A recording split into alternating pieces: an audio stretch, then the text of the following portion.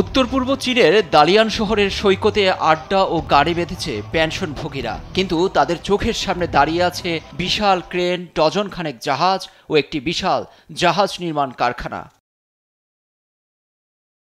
চীনা জাহাজ নির্মাণের জন্মভূমি দালিয়ানের সুজুওয়ান পার্ক গেল 2 দশকে বিনিয়োগ বাড়িয়ে আজ বিশ্বের 60% জাহাজ নির্মাণ অর্ডার নিজেদের হাতে নিয়েছে শি জিনপিং সরকার। অন্য যে কোনো দেশের তুলনায় দ্রুততার সহিত বেশি জাহাজ তৈরি করছে এখন। বিশ্লেষকদের মতে চীনের সক্ষমতা এখন যুক্তরাষ্ট্রের তুলনায় 200 গুণ বেশি। সংখ্যার বিচারে চীনের নৌবাহিনী এখন দুনিয়ার সবচেয়ে বড়, তবে শক্তিতে মার্কিন নৌবাহিনী এখনও এগিয়ে, বিশেষ করে বিমান বাহিনীর রণতরীর দিক দিয়ে। পাল্লায় থেমে নেই বেইজিংয়ের তৎপরতাও। হাইনান দ্বীপের ইউলিয়ান ঘাঁটিতে তৈরি হচ্ছে নতুন সাবমেরিন বার্থ, যা পারমাণবিক ক্ষেপণাস্ত্র বহনের সক্ষমতা আছে।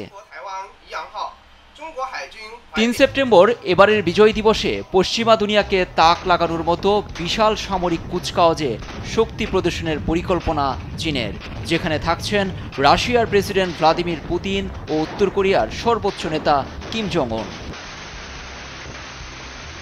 চীনের উৎপাদন ক্ষমতাই বড় কৌশলগত সুবিধা। দীর্ঘস্থায়ী যুদ্ধে দ্রুত নতুন জাহাজ বানাতে পারা এক বিশাল শক্তি, যা শুধু সামরিক শক্তিতে নয়, এক ধরনের জাতীয় গর্ব। দালিয়ানের থিম পার্কে ভিড় করেছেন হাজারো পর্যটক। সমুদ্রে চীন তার শাসন কতদূর বিস্তৃত করবে, এটি এখন বড় প্রশ্ন। চীনের এই উত্থানকে কেউ দেখছেন গর্ব হিসেবে, কেউ দেখছেন শঙ্কা।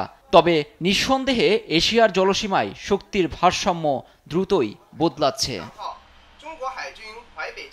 নিউজ ডেস্ক, দেশ টিভি।